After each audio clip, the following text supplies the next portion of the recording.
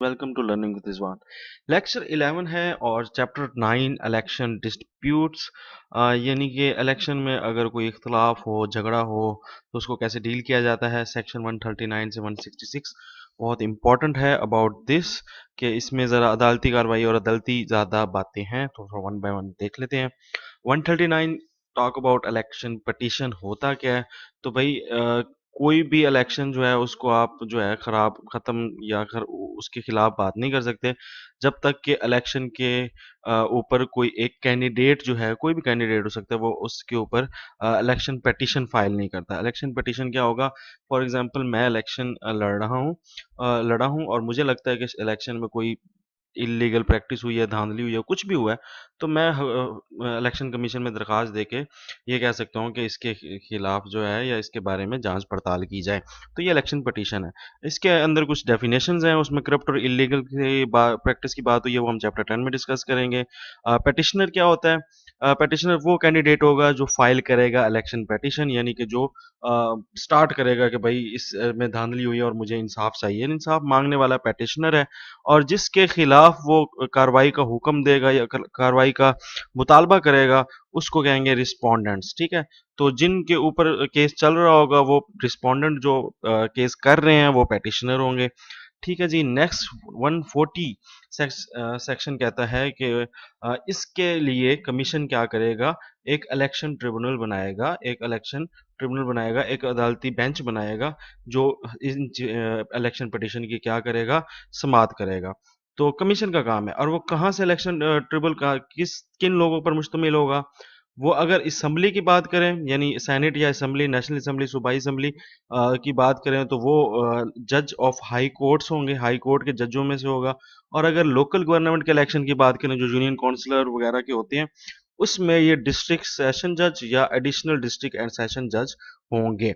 ठीक है। और इसके लिए कमीशन जो है वो क्या करेगा? जज से इलेक्शन ट्रिब्यूनल्स की कंसल्टेशन के लिए chief justice of high court से मुतालबा करेगा कि भाई आप जो हैं ये मुझे कराएं। अगर पंजाब का है तो पंजाब हाई कोर्ट से, अगर सिंध का है तो सिंध हाई कोर्ट की चीफ जस्टिस से, तो जिससे सूबे का है उस सूबे से वो राब्ता करके ये इलेक्शन ट्रिब्यूनल के बनाएगा, लोग तैनात करेगा, यानी बेंच बनाएगा जो कार्रवाई करेंगे। इनके पास पावर क्या है? इनके पास पावर है कि कोड ऑफ सिविल प्रोसीजर के तहत किसी किस्म की भी सेक्शन 476, 480, 482 कोड, ये जो code of civil procedure 1908 act है, उसके बारे में ये बात कर सकते हैं। उसके ऊपर ये जो है सजाएं दे सकते हैं। और इसके लिए अगर उन्हें जो विटनेसेस हैं उनको लाने के लिए लोकल लिमिट्स को भी क्रॉस करना पड़े, यानी एक सूबे से दूसरे सूबे तक भी राब्ता करना पड़े, तो वो कर सकते हैं। ठीक है, इसमें उनके ऊपर कोई वो रोक टोक नहीं है। प्रेजेंटेशन ऑफ पेटिशन ये है कि भाई वो जो बंदा कर रहा है उस वो कैसे करेगा, उस क्या क्या चीज़ें प्रोवाइड करेगा, उसका क्या तरीक़ेकार है। तो प्रेजेंटेशन ऑफ पिटीशन पिटीशन करने का तरीका ये है कि 45 दिन के अंदर अंदर, ठीक है, जो नेम ऑफ रिटर्न कैंडिडेट है, जो कामयाब उम्मीदवार है, उसकी पब्लिकेशन जब नाम छप जाएगा उसके 45 दिन के अंदर अंदर वो पिटीशन करेगा। पिटीशन के लिए वो क्या करेगा? डिपॉजिट करेगा जो भी फीस है, ट्रेजरी या सब ट्रेजरी फेवर में कमीशन के, और सिक्योरिटी भी साथ जमा कराएगा। यानी एक तो पिटीशन की फीस देगा और साथ सिक्योरिटी भी जमा कराएगा। सिक्योरिटी ये है कि अगर वो अपना जो मुकदमा है वो हार जाता है, तो वो सिक्योरिटी हुकूमत जब्त कर लेगी कि भाई इसने जो है हुकूमत का टाइम ज़ाया किया, तो जुर्माने के तौर पर, ठीक है, या खर्चे वो के तौर पर। अच्छा, अभी ये किस तरीके से कर सकता है प्रेजेंटेशन? ये खुद बाय हैंड भी जाके डिलीवर कर सकता है, ठीक है, जो इलेक्शन ट्रिब्यूनल है उसके सामने, या वो क्या नाम है, रिटन फॉर्म में कर सकता है, या जो क्या नाम है वो रजिस्टर्ड तरीके से उसको कोरियर के ज़रिए भेज सकता है। और अगर इलेक्ट्रिशियन पर्सन जो है वो कोरियर के ज़रिए सेंड की गई है, तो उसको इस तरह करना चाहिए कि वो टाइम पे जो है वो पहुंच जाए। ठीक है। Parties of the petition, petition की जो पार्टी है वो कौन होगा? The petitioner shall join as respondent to his election petition all other contesting candidate. वो अब पटिशनर जो है वो रिस्पोंडेंट कोई भी हो सकता है, उनके तमाम जो बाकी कंटेस्टेंट थे, जो जिनके साथ मुकाबला था इसका, वो सारे लोग हो सकते हैं। और उसके ऊपर मतलब पूरा वो डालेगा रिस्पोंडेंट के ऊपर कि कोई ख़ास एलिगेशन डालेगा। स्पेसिफिक एलिगेशन से मुराद है कि किस तरीके से इसने इसमें जो है ये बंदा नाअहल है और ये जीता नहीं है, ये धांधली हुई है, वो स्पेसिफिक एलिगेशन देगा रिस्पोंडेंट के खिलाफ। और पेटिशनर उसकी जो है एक कॉपी पेश करेगा अपनी जो है ना पिटीशन की, कि भाई मैं ये पिटीशन कर रहा हूँ और ये है। वो पर्सनली खुद भी दे सकता है, या रजिस्टर्ड पोस्ट या कोरियर सर्विस के जरिए भी पहुंचा सकता है। वही बात है पिछली वाली। कंटेंट ऑफ पिटीशन, जब पिटीशन करेगा उसमें क्या क्या चीजें होंगी। एक प्रिसाइज स्टेटमेंट होगी मटेरियल फैक्ट्स की, जमीनी हकाइक की बात होगी उसके ऊपर, ठीक है। करप्ट और इलीगल प्रैक्टिस बताएगा कि जिस बंदे के खिलाफ वो बात कर रहा है उसकी क्या करप्ट और इलीगल प्रैक्टिस हैं जो उसने की हैं, और उसमें पार्टीज के नाम भी बताएगा जो जो उसके साथ मिली जुली थी, और डेट और टाइम भी बताएगा। और साथ क्या देगा, कंप्लीट लिस्ट ऑफ विटनेसेस, सारे यानी शाहिदीन के यानी जो गवाह हैं उनकी स्टेटमेंट्स देगा एफिडेविट पे यानी स्टाम्प पेपर पे यानी हलफनामे पे। और साथ डॉक्यूमेंट्री एविडेंस अगर कोई है लिखा हुआ, लिखत पढ़त में कोई एविडेंस है उसके पास सबूत है, वो देगा। या एफिडेविट ऑफ सर्विस और to the effect that a copy of the petition along with copies, और इन सब कॉपीज के साथ साथ वो रजिस्टर्ड के जरिए या पोस्ट कोरियर के जरिए भी भेज सकते हैं। और आखिर में बहुत ज्यादा इंपॉर्टेंट चीज है, the relief claimed by the petitioner. और वो चाहता क्या है, रिलीफ यानी कि वो इस मुकदमे से आखिर चाहता क्या है कि जो कैंडिडेट कामयाब हुआ है उसको खत्म कराना चाहता है, दोबारा इलेक्शन कराना चाहता है, उसका वोटों में दोबारा कराना चाहिए, मकसद क्या है उसका। तो ये सारी सारी चीज है।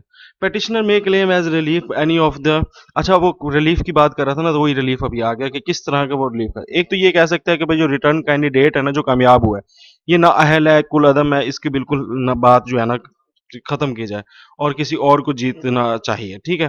दूसरा ये कि रिटर्न कैंडिडेट ने थोड़ी बहुत धांधली की है, पार्शली वाइड यानी थोड़ी बहुत धांधली की है, कहाँ पे, वन और मोर पोलिंग स्टेशन, एक या कुछ पोलिंग स्टेशन के ऊपर, तो इसके खिलाफ जो है वो ऑर्डर दिया जाए। तीसरा वो ये कर सकता है कि इलेक्शन जो है वो सारा का सारा वो जो है कुल अदम था और एक नया फ्रेश पोल जो है वो स्टार्ट किया जाए। इस ये तीन तरह के वो जो है मुकदमे डाल सकता है, या तो वो रिटर्न कैंडिडेट जो कामयाब हुआ है उसके खिलाफ होगा, या एक या एक से ज्यादा पोलिंग स्टेशन के ऊपर होगा कि वहां पर धांधली हुई है, या पूरे हल्के में ही भाई धांधली हुई है, बेईमानी हुई है। तो ये तीन मुकदमे ये डाल सकता है पिटिशन, रिलीफ ले सकता है। और इसके नीचे ही वो साइन करेगा पिटिशनर अपने, और वेरीफाइड करा के जो है वो प्लीड करेगा आगे इलेक्शन ट्रिब्यूनल पे। अब इलेक्शन ट्रिब्यूनल क्या करेगा, उसकी जो है रिजेक्ट भी कर सकता है समरी, और उसको जो है अगर वो फाउंड हो कि भाई ये सही नहीं है और 142 143 144 के मुताबिक नहीं है, तो वो रिजेक्ट भी कर सकता है। अगर वो रिजेक्ट नहीं होती तो फिर वो क्या करेगा, नोटिस भेजेगा किसको, रिस्पोंडेंट को, ठीक है, जिस पर दावा किया हुआ है, जो जिसके खिलाफ केस लड़ रहा है वो पिटिशनर, उसको फिर ये इलेक्शन ट्रिब्यूनल नोटिस भेजेगा। नोटिस कैसे भेजेगा, इसके बहुत सारे तरीके हैं। ए, रजिस्टर्ड पोस्ट के जरिए, ठीक है, बाय बजरिया डाक, कोरियर सर्विस कोई भी हो सकती है, टीसीएस वगैरह, ठीक है। इलेक्ट्रॉनिक मोड भी इस्तेमाल कर सकता है, television, radio, email, short service, SMS वगैरह, उसके जरिए भी बता सकता है। जो रिस्पोंडेंट है उसकी जहाँ पे हाउस है उसके घर के बाहर नोटिस लगा सकता है, या उसके बिजनेस वर्किंग जहाँ पे वो काम करता है वहां पे भी नोटिस लगा सकता है इलेक्शन ट्रिब्यूनल। या डेली न्यूज़पेपर, दो डेली न्यूज़पेपर्स के अंदर उसकी खिलाफ कर सकता है कि भाई तेरे खिलाफ केस आया, तू अब तैयार हो जा। एंड अदर कोई और अगर तरीका उसको सही लगे तो उसमें इस तरह करके उसको नोटिस भेजा जाएगा। अब क्या हो गया, पिटिशन हो गई, इलेक्शन ट्रिब्यूनल ने रिस्पोंडेंट के खिलाफ नोटिस भी भेज दिया। अब अगला काम क्या है, अपीयरेंस।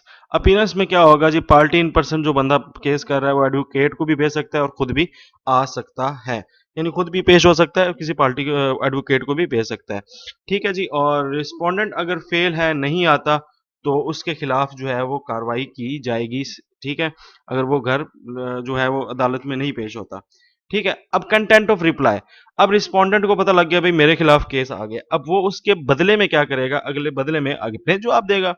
अब जवाब किस में देगा, उसमें ये भी एक प्रिसाइज स्टेटमेंट और मटेरियल फैक्ट्स इन जमीनी हकाइक के मुताबिक एक अपना बयान रिकॉर्ड कराएगा, और साथ अपने जो उसके गवाह हैं वो देगा, जिनका स्टाम्प पेपर यानी एफिडेविट हलफनामे पे होगा। कोई डॉक्यूमेंट्री एविडेंस है तो वो भी देगा।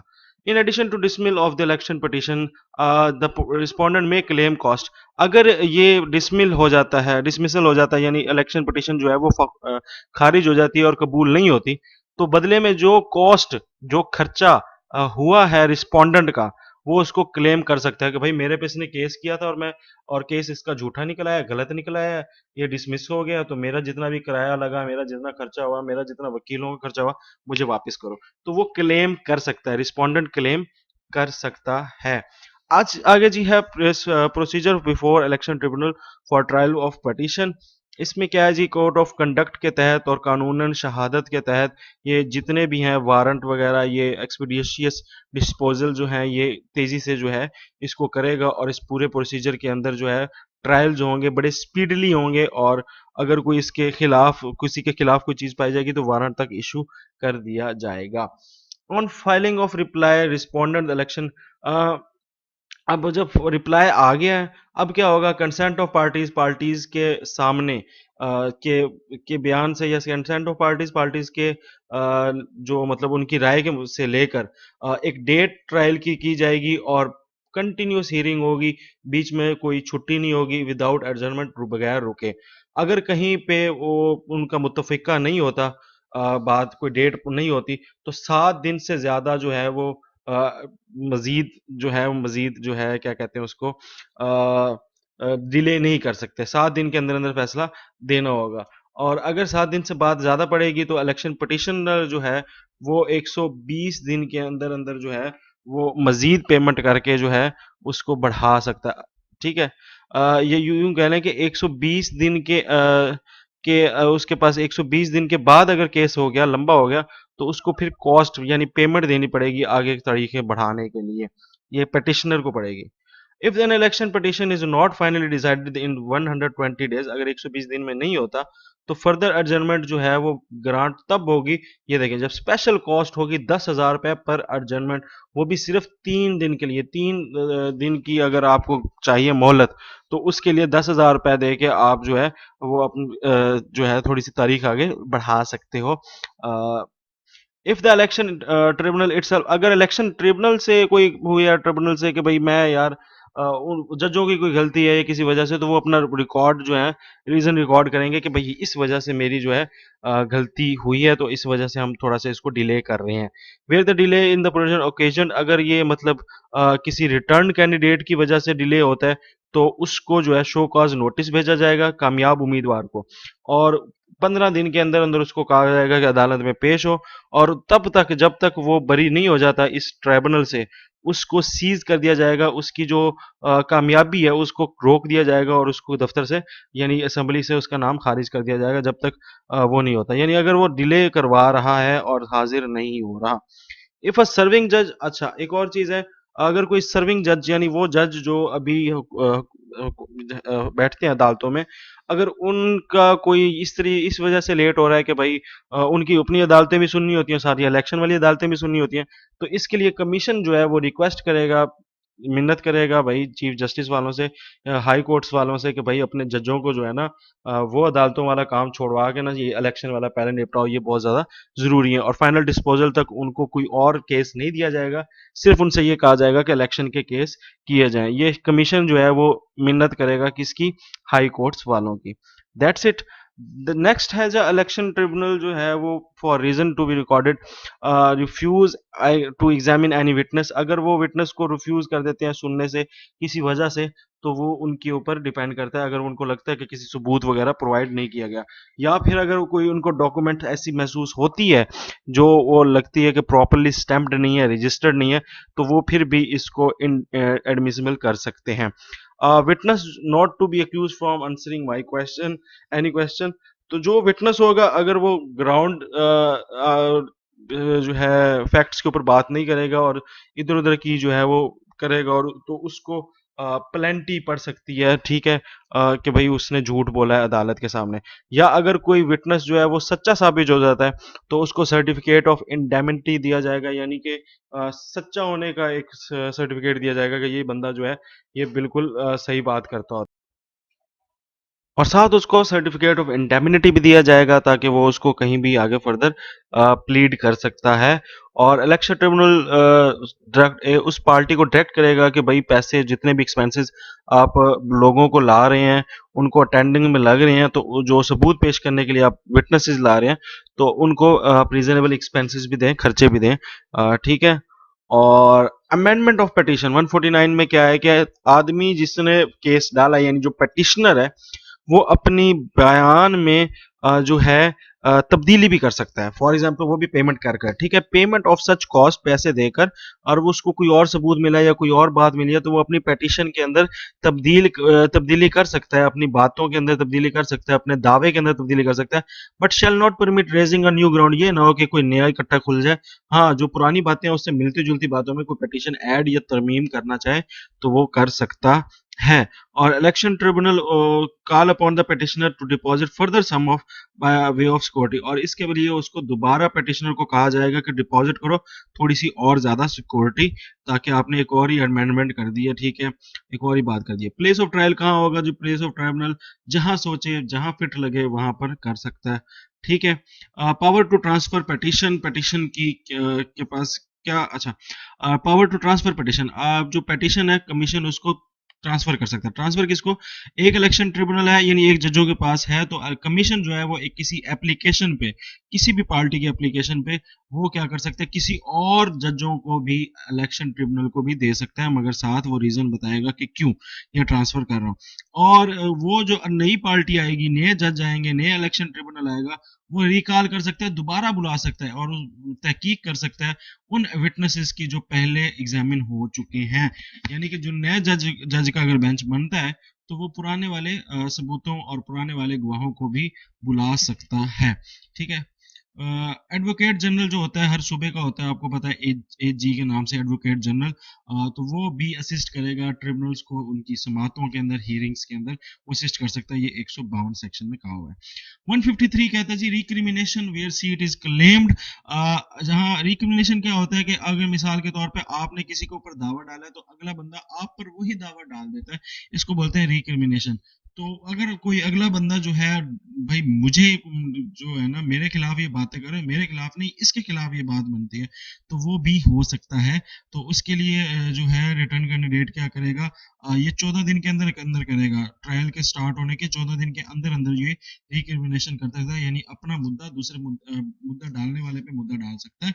और उसके लिए वही सिमिलर काम होगा कि कंटेंट भी देगा, वेरिफिकेशन देगा, ट्रायल होगा, प्रोसीजर होगा, और सिक्योरिटी डिपॉजिट करेगा और स्टेटमेंट्स वगैरह देगा, वही सारा कुछ। तो ये रिक्रिमिनेशन था। Decision of election tribunal, election tribunal जो है वो डिसीजन दे सकता है। तो दो डिसीजन है, एक तो पिटिशनर के अगेंस्ट है, यानी पिटिशन जिसने दावा किया था कि भाई उसकी पिटिशन को डिसमिस कर देगा, फारिग कर देगा, तूने जो दावा किया था वो साबित सही नहीं हुआ, चल भाग यहाँ से, ठीक है। एक तो ये हो गया। दूसरा ये क्या कर सकता है इलेक्शन ट्रिब्यूनल दूसरी बात ये कर सकता है, 3 पॉइंट्स कर सकता है। वो कौन कौन से?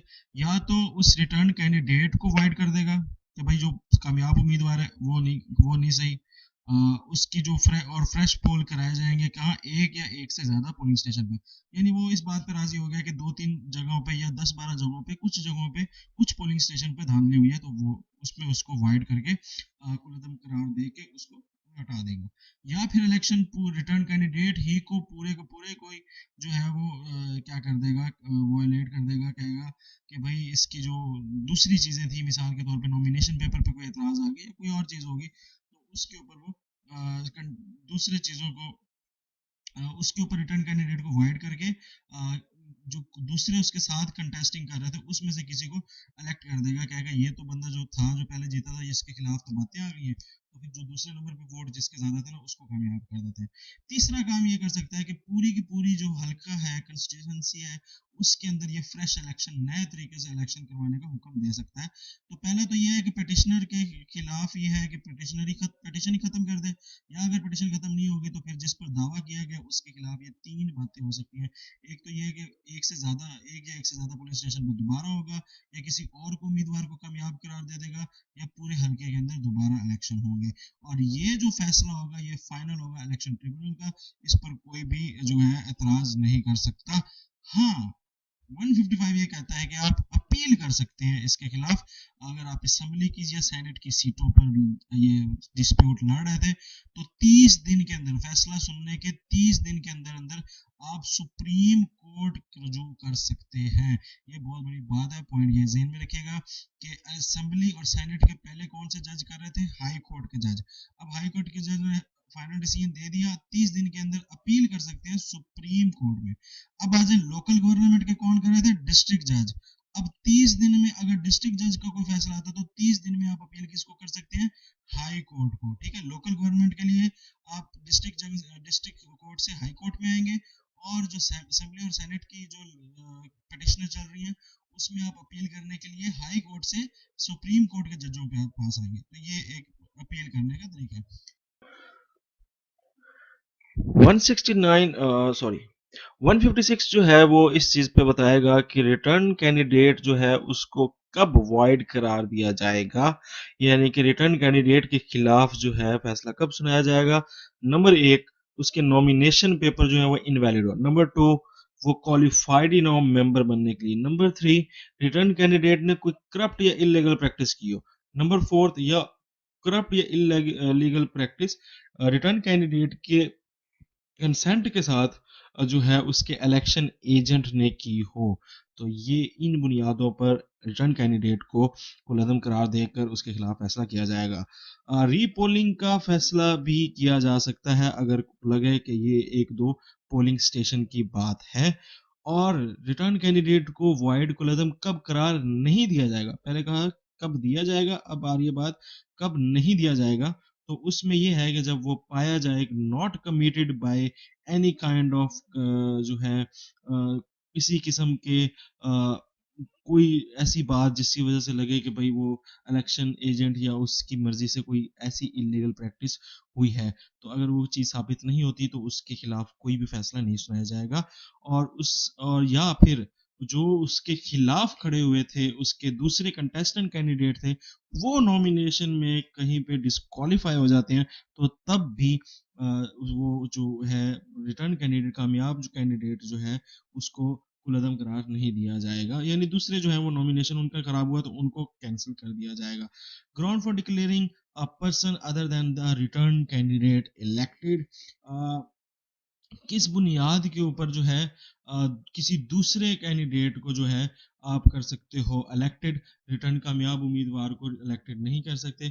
कब, जब पटिशनर या जिसके या दूसरा कोई कंटेस्टिंग कैंडिडेट है उस पता लगे कि उसके वोट ज्यादा हैं और जो नया जो खुद कामयाब उम्मीदवार है उसके वोट कम है, तो तब किसी और उम्मीदवार को कामयाब करार दिया जा सकता है। यह पता लगे कि भाई जो वोटर्स हैं deliberately through away there votes in favour of, अगर उन वो कहें कि भाई वो किसी खास वजह से उन्होंने जो है वोट दिए उस बंदे को, कामयाब जो हुआ हुआ उम्मीदवार, और उसको पता है कि भाई नॉमिनेशन डे के ऊपर ये बंदा जो है क्वालिफाई नहीं करता था, इस जुमरे में आता ही नहीं था, तो उस बुनियाद के ऊपर भी उसको जो है किसी दूसरे बंदे को रिटर्न को किसी दूसरे बंदे को कामयाब करार दिया जा सकता है। किन बुनियादियों पर पूरा का पूरा जो इलेक्शन है उसको कुलअदम करार किया जा सकता है, उसमें ढेर सारी बातें हैं। उसमें इन्होंने बिल्कुल सिंपल कह दिया है कि इस एक्ट, यानी जो आप 2017 का एक्ट पढ़ रहे हैं, इसके खिलाफ कोई भी बात आती है तो उसको कुलअदम करार दिया जाएगा, या कहीं प्रिविलेंस पाई जाए, एक्सटेंसिव करप्ट, बहुत ही ज्यादा फैली हुई इलीगल प्रैक्टिस इलेक्शन के अंदर, तब जो है इसको कुलअदम करार दिया जा सकता है पूरे के पूरे पोलिंग स्टेशन को। लेकिन in case of equality of votes, जब बात हो इक्वलिटी ऑफ वोट्स की, बराबर वोट आ जाए, तो तब क्या करना है।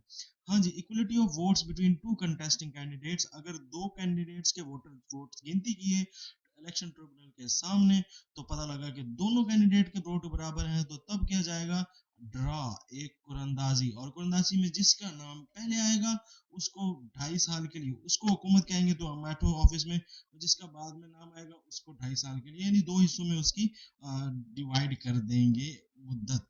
बिफोर प्रोसीडिंग अ ड्रॉ, अगर अंदाजी करने से पहले इलेक्शन ट्रिब्यूनल जो है वो दोनों कैंडिडेट्स को बिठाएगा आमने सामने, उसको एक डेट, टाइम और प्लेस देगा और नोटिस के जरिए, तो फिर वो कंटेस्टेंट कैंडिडेट आएंगे और उनकी प्रेजेंस होना लाजमी है, या उनके हक में कोई और बंदा भी आ सकता है इलेक्शन ट्रिब्यूनल में, और वहां पर वो कुरंदाजी के देख सकता है। और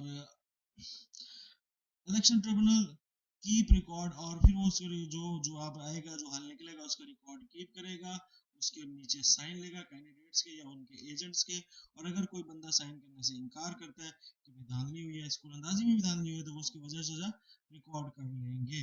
और रेसिपेंट, अच्छा फिर क्या है जी, ऑफिशियल गेजेट में उसका नाम लिख देंगे जो जो कामयाब हुए हैं। हाँ, अगर दो से ज्यादा बंदे के बराबर वोट आ गए, यानी तीन बंदे हैं, तीनों बंदों के बराबर पड़े हैं, इस बुनियाद पर जो है फ्रेश इलेक्शन करवाया जाएगा पूरे के पूरे हल्के के अंदर। और कितने दिनों में? 60 दिनों के अंदर कमीशन उसके अंदर करवाएगा। 160 कहता है कि the other provision relating to the election tribunal के से जो दूसरी कुछ बातें हैं वो कुछ ये है कि जो ऑर्डर हो गया उस यानी जो फैसला सुना दिया इलेक्शन ट्रिब्यूनल ने, वो फैसला जो है पेश किया जाएगा किधर? पब्लिश किया जाएगा, कमीशन पेश किया जाएगा कमीशन को, और कमीशन उसको पब्लिश करेगा अपने ऑफिशियल गजट के अंदर। इलेक्शन ट्रिब्यूनल जो है वो फैसला जो है अपने पास संभाल के रखेगा अगले 5 साल के लिए, उसके पास रिकॉर्ड सेव होना चाहिए, और वो किसी भी कीमत उसको डिस्ट्रॉय नहीं करेगा। हाँ, अगर 5 साल बीत जाए उसके बाद उसको वो डिस्ट्रॉय कर सकता है कि इस अब ये फाइल किसी काम की। अब क्या है, पिटिशनर जो है वो अब दरखास्त दे सकता है विथड्रॉ करने की, अपनी पिटिशन वापस लेने की। तो ऐसे पे क्या होगा, उसको पे करनी पड़ेगी कॉस्ट पर, जो है पैसे देने पड़ेंगे किसको? उस रिस्पोंडेंट को जिसका उसने खर्चा करवाया है, तो ये विथड्रॉ कर सकता है। इन केस अगर वो पिटिशनर जो है वो मर जाता है, उसकी डेथ हो जाती है, तो उसकी जो पिटिशन है वो बिल्कुल खत्म हो जाएगी, और उसको जो है कमीशन, और वो नोटिस के जरिए इलेक्शन ट्रिब्यूनल जो है वो कमीशन को बताएगा कि ये पिटिशन जो है वो डेट हो गई है। डेथ और विथड्रॉल ऑफ रिस्पोंडेंट, अगर रिस्पोंडेंट की डेथ हो जाती है या रिस्पोंडेंट जो है वो नहीं पेश होता सुनवाई में, तो ऐसे मौके पे ट्रिब्यूनल जो है वो विदाउट हेयरिंग, बगैर सुने जो है जो पिटिशन करने वाला है उसके हक में फैसला सुना देगा। आगे आ जाए, failure of petitioner to appear, अगर पिटिशनर जो है वो अपीयर नहीं होता अदालत के अंदर, तो उस मौके पे क्या किया जाएगा, उसको डिफॉल्ट करार दे दिया जाएगा, और उसको जो है पैसे उससे वसूल किए जाएंगे जितना उसने अदालत का और रिस्पोंडेंट का खर्चा करवाया है। In case of additional power of election tribunal के पास कुछ एडिशनल पावर्स हैं। वो क्या पावर है कि जमीनी हकाई की बुनियाद पर अगर वो उसको लगे कि जो रिटर्न कैंडिडेट है वो डिफॉल्टर है किस चीज का, लोन, टैक्सेस, गवर्नमेंट ड्यूज और यूटिलिटी एक्सपेंसेस का, और उसने गलत डिक्लेरेशन दी है about loan, payment of loan, taxes, government dues, तो उसको जो है वो फॉल्स करार दे के उसको शो काज नोटिस भेजा जाएगा, और उससे पूछा जाएगा कि क्यों तुम्हें कुल अदम करार ना दिया जाए। फिर उसकी हेयरिंग सुनने के बाद उसको जो है उसके खिलाफ उसकी पनिशमेंट और पेनल्टी और उसके जो वाजिबात है उससे कहा जाएगा कि पूरे करो। और declaring the election of the return candidate to be void, और उसके रिटर्न कैंडिडेट को वाइड कर दिया जाएगा, उसका जितनी कामयाबी थी उसको खत्म कर दिया जाएगा, और किसी दूसरे कैंडिडेट को जो है वो इलेक्ट कर दिया जाएगा, कामयाब कंसिडर किया जाएगा। नो ऑर्डर शैल बी, और कोई भी ऑर्डर जो है इलेक्शन ट्रिब्यूनल तब तक नहीं करेगा जब तक रिटर्न कैंडिडेट से उसको उसकी सुनवाई ना कर ले या उसकी बात को सुनने का मौका ना दिया जाए। यानी पहले उसको सुनने देना है, उसकी बात पूरी तसल्ली से सुन लेनी है कि भाई क्यों जो है तुम्हारे खिलाफ जो है फैसला ना सुनाया जाए। ठीक है जी, ये एडिशनल जो कुछ बातें थी ट्रिब्यूनल के पास है कि वो इन चीजों को भी देख सकता है। 166 ये कहता है कि ऑर्डर एज टू मेक, तो इलेक्शन ट्रिब्यूनल जो है वो ऑर्डर जब देगा, फैसला जब सुनाएगा, साथ उसको ये भी फैसला सुनाएगा कि जिस बंदे ने पेटिशन की थी उसने कितने पैसे पे करने हैं। और अगर उसने पहले पहले जो है पैसे दिए हुए हैं, हुकूमत को पेएबल किए थे सिक्योरिटी वगैरह, तो उससे वही सिक्योरिटी लेके उस पार्टी को दे दी जाएगी जिस पार्टी का खर्चा हुआ है पिटिशनर से लेकर। और जहां पर जो पार्टी को जो है वो पैसे अदा नहीं करने, ठीक है, जहां पर कोई एप्लीकेशन आई नहीं है कि हमें पेमेंट दो, तो वहां पर 90 दिन के अंदर अंदर वो अपनी सिक्योरिटी जो है वो वापस ले सकता है, पेटिशनर वापस ले सकता है। और अगर 90 दिन के अंदर अंदर कोई एप्लीकेशन नहीं आती पेटिशनर की तरफ से कि भाई मुझे सिक्योरिटी वापस करो, तो फिर फाइनल डिसीजन के 90 दिन के बाद क्या होगा कि वो जो सिक्योरिटी पेटिशनर ने जमा करवाई थी, अब उसने रिफंड नहीं की, तो अब वो हुकूमत के हवाले हो जाएगी, वो हुकूमत जब्त कर लेगी। अगर पेमेंट सेटिस्फाइड ना हो, ठीक है, और लगे कि भाई पैसे जो है वो बंदा नहीं दे रहा, तो तब क्या होगा, तब इलेक्शन ट्रिब्यूनल एप्लीकेशन भेजेगा उस डिस्ट्रिक्ट को, जिस डिस्ट्रिक्ट के अंदर, जिस जिले के अंदर वो बंदा रहता होगा, और उसके सिविल कोर्ट को वो कहेगा, उसकी सिविल अदालत को कहेगा जो ओरिजिनल जॉडिफिकेशन में यानी असली जो है अदालत उसको क्या हुक्म करेगा कि भाई इसकी किसी प्रॉपर्टी पे कब्जा करके इसके हलके के अंदर या किसी जहां से ये इलेक्ट हुआ है वहां पर इलेक्शन डिस्प्यूटेड इलेक्शन की वजह से इसके ऊपर केस चला के इससे रिकवरी की जाए पैसों की कि ये अदालत को पैसे वापस करे। ठीक है जी, तो ये था आज का लेक्चर। आई होप आपको सारा का सारा समझ आ गया होगा। इलेक्शन टू एक्ट 2017 जारी है। मजीद वीडियोस के लिए चैनल को सब्सक्राइब लाजमी करें। तमाम लेक्चर्स यहाँ पर मिलेंगे। नेक्स्ट क्लास आपको यहाँ पर मिलेगी। Thank you. Allah Hafiz.